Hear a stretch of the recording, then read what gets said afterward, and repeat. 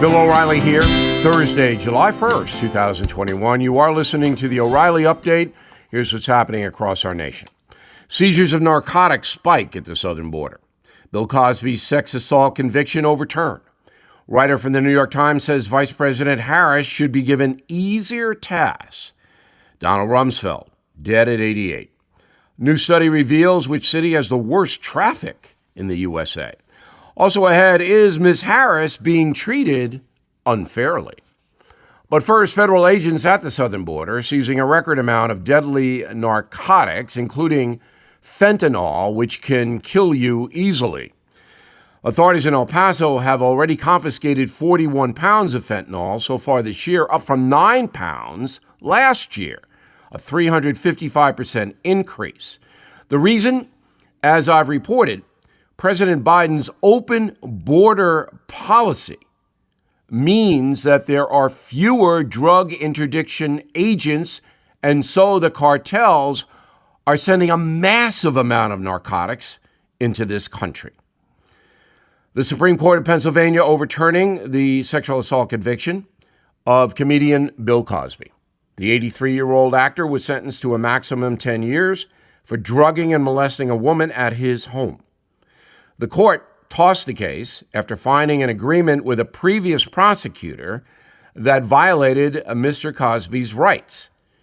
In all, Bill Cosby served about 3 years. He's out now.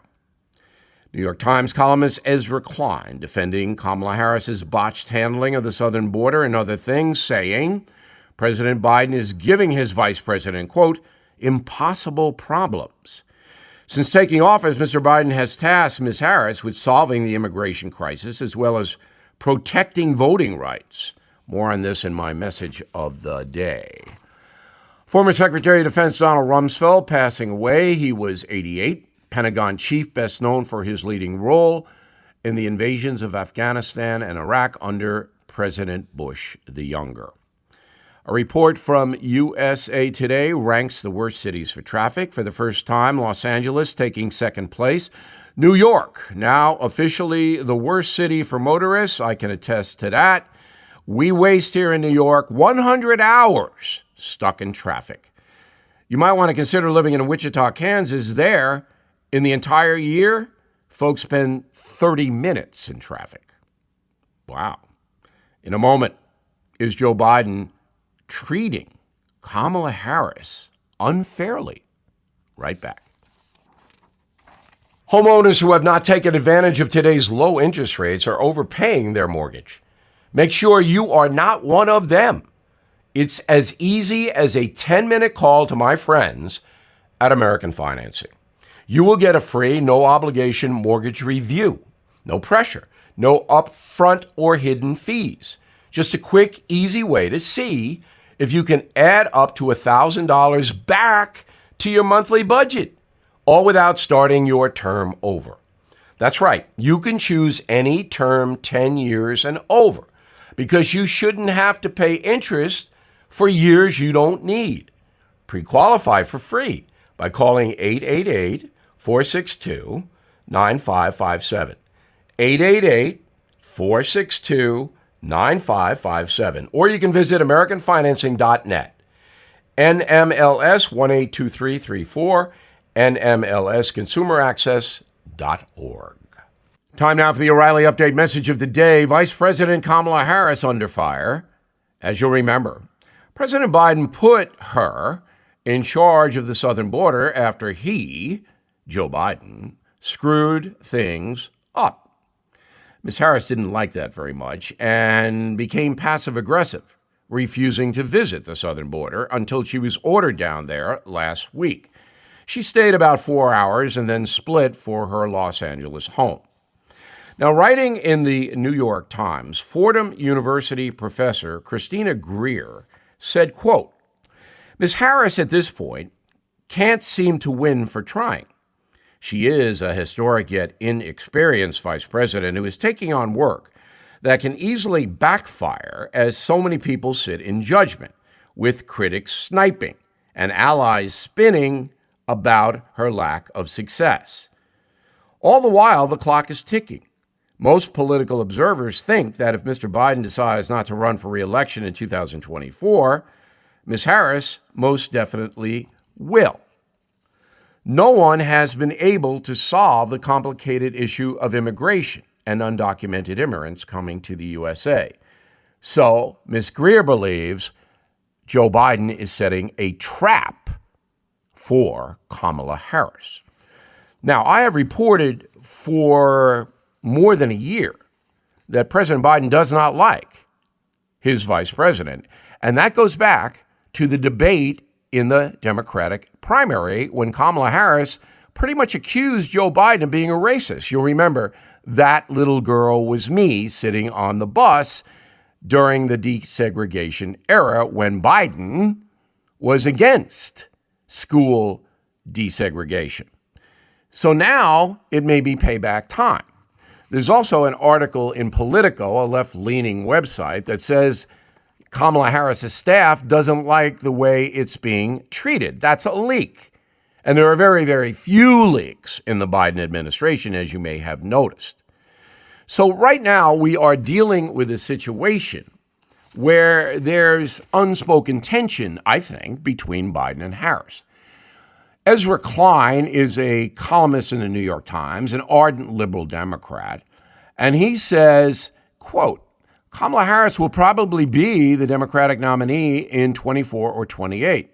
Biden's team should be giving her portfolios that make it likelier she will win. Instead, they're giving her impossible problems that will likely become liabilities, unquote, from the very partisan Ezra Klein in the very partisan New York Times. I think what's going on here is that Mr. Biden, and he's passive-aggressive as well, doesn't like Ms. Harris and is looking for ways to denigrate her so someone else in the party will take his place. Mr. Biden will be 81 in 2024. He says he wants to run again, and I believe he does want that. But at this point, his presidency is going downhill fast, and he may not have that option, which throws open a primary, a Democratic primary, next time around. And believe me, Joe Biden will not be voting for Kamala Harris. I'm Bill O'Reilly. I approve the message by writing it. For more honest news analysis, please visit BillO'Reilly.com. And please check out Killing the Mob, my new book, 8 weeks at #1. Thank you all. In a moment, something you might not know. My trusted technology research executive, Jeff Brown, has a must-see video out right now called The Great Reset. This reset has been in the works since 2015. Now the circumstances are just right, and it appears to be coming to fruition. So please pay attention, because in Jeff's briefing, he will show us exactly what's going on, the proof, and how we can best prepare. He'll also give us the name of an investment he believes we must own if we hope to have any chance at preserving our hard-earned cash. In fact, if you buy it soon, he's convinced you could be one of the select few Americans who could see their nest egg double just from this one single asset. We may be about to witness the greatest financial shift in the history of America with the Great Reset. So, prepare now. Go to jeffbrowntech.com. That's jeffbrowntech.com. Now the O'Reilly Update brings you something you might not know. On this day in 1863, the largest military conflict ever in North America began on a rural field in southern Pennsylvania. The epic battle would last 3 days and become the most important fight in U.S. history. The Battle of Gettysburg. 2 months earlier, Robert E. Lee and his Confederate Army of Northern Virginia enjoyed a series of victories over the Union. Lee made plans for an invasion of the North, hoping to take pressure off war-weary Virginia and other southern states. His army of 80,000 rebels began moving on June 3rd. Union General George Meade took command of the Army of the Potomac as Lee moved into Pennsylvania. On the morning of July 1st, advance units of both forces came into contact just outside of Gettysburg.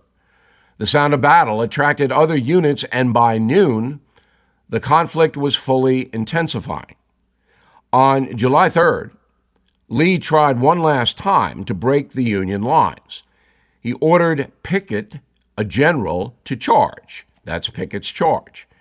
It was a desperate maneuver that will go down as one of the worst military decisions of the entire Civil War, as thousands of rebels were cut down by Union gunfire.